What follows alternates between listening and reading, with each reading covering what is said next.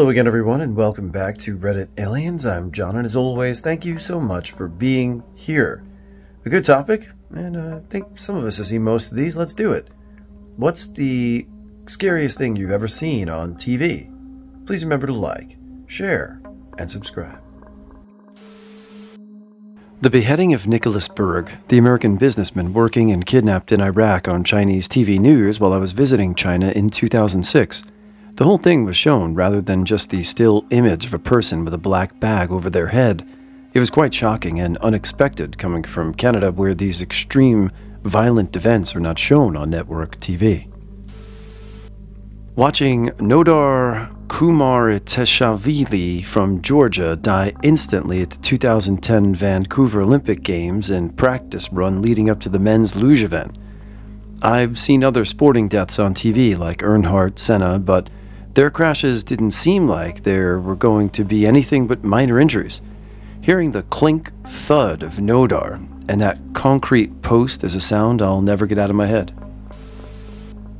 It was on Shepard Smith's show where they had a car chase and the guy bailed and shot himself live on TV. I remember well how Shepard was yelling at the control room to cut, but they didn't get it fast enough and the suicide made it live on air.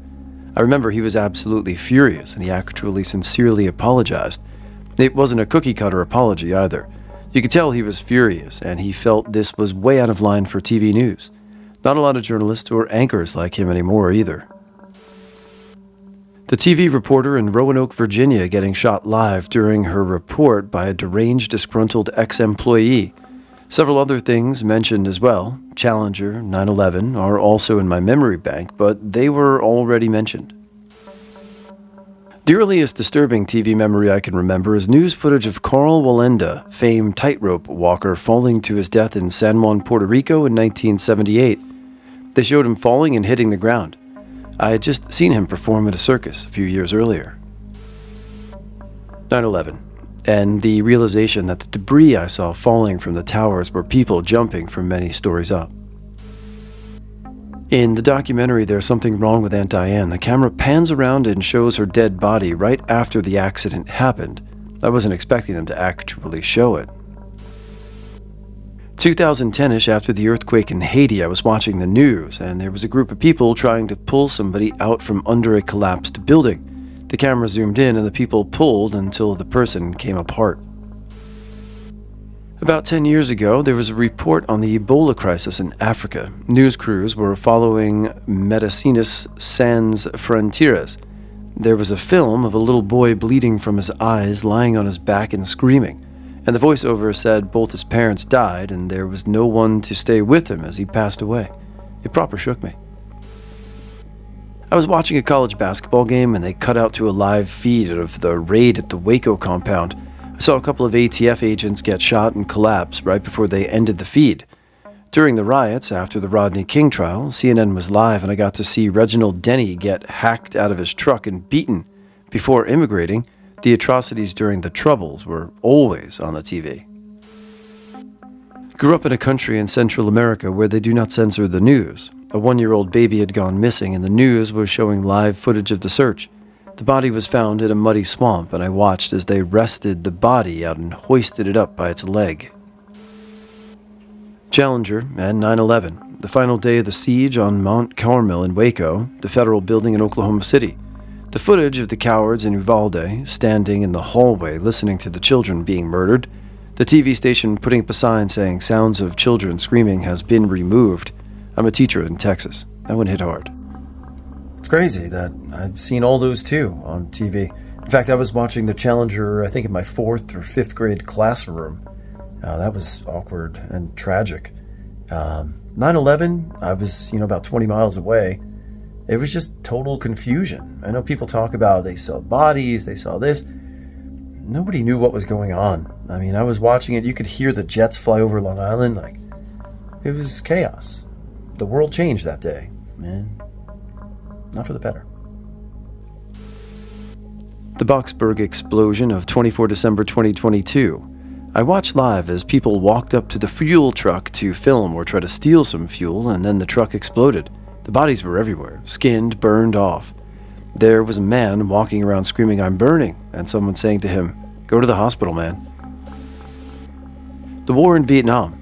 I used to watch the news with my dad. I credit Walter Cronkite with making me a pacifist. To paraphrase Hawkeye Pierce, war isn't hell. War is far worse than hell because there are no innocent bystanders in hell. War is nothing but innocent bystanders. Everything I saw on 9/11, second tower getting hit, people jumping from the towers, both of them falling, the Pentagon getting hit, and my brother worked and works there. I still have nightmares about that day. Columbine shooting broadcast on CNN, not from inside obviously, but I specifically recall seeing kids running for their lives from the school. The news crews showed up quick to that scene and were waiting to see how everything would play out. This was before everyone was all jaded about school shootings, so it was pretty shocking to see. I happened to be celebrating 420 and was channel surfing and thought I was watching a movie at first. Now the national news probably wouldn't bother covering it live. Oddly, it's two actual black and white photographs from the past. During some sort of documentary on Jack the Ripper, they showed the real photograph of his last victim as they found her. The picture is taken from across the room. Her body is lying on the bed against a far wall, which is splattered with blood. You can sort of see her head and shoulders at one end of the bed and her feet at the other end of the bed, but there's just so much missing in between. I still can't forget that. I can see it right now. The other one that sticks with me was something about the Civil War and the medical facilities for the wounded. In it, they showed a photograph of one of the hospital tents. In the corner of the tent was a huge pile of amputated arms and legs. Can't forget that one either. UPS driver being shot live on TV. I saw the blood spray everywhere inside the truck. It was the chase in Fort Lauderdale where the jewelry store had been robbed and the thieves then carjacked the UPS truck with the driver inside and led police on a chase from Miami into Fort Lauderdale. I was in the hospital the day after giving birth to my son, and my husband was on his way back from our apartment with some stuff, and he was on the same road the chase was on. I had popped on the TV in that room and the news to see what was going on, and almost as soon as I told him, the truck got stopped at that intersection. Cops started pouring out of cars and hiding behind civilian vehicles, and everyone opened fire. Someone in the truck got hit. I saw the blood go everywhere, and then it cut to the news anchors. I was holding my day-old son in my arms. I'll never forget that. Old enough to have seen the Challenger. My dad called to tell us to turn on the TV. The Challenger exploded, and my little brother who took the call ran upstairs and told my mom not to turn on the TV because it will explode. So we didn't know about it until my dad came home from work. Later on in 7th grade, my physics teacher was a semi-finalist to be on the Challenger, but didn't make the final cut. When I was 10, my insane mother made my sister and I watch a cat be put to sleep on a vet show. We were both sobbing and begging her to let us look away, but she said we had to because it would happen to our cats someday. I'm 31, and she did so many awful things to us, but this still comes back to me. The tsunami that hit Thailand a few years back with the guys filming from a seaside balcony and the water overtaking everything and everyone in its path. 9/11 as I watched from across the river. TV sucked for weeks after that. Challenger explosion as we watched in the school auditorium. Sandy Hook. I wondered why so many cop cars were racing past me on the way to work. Got in and immediately turned on the TV to see the horror. Hurricane Katrina. When mad cow disease was first being reported, they filmed a cow who couldn't stand up, being removed from a barn. They did it with a bucket plow, and the cow had completely terrified look in its eyes. Probably still went to the meat processing plant. Also, inside an industrial pig barn, they filmed how cruel the workers were to the animals, one being punched in the face and had cigarettes put out on its face. I wished that I had never seen these, as these images have forever burned into my memory.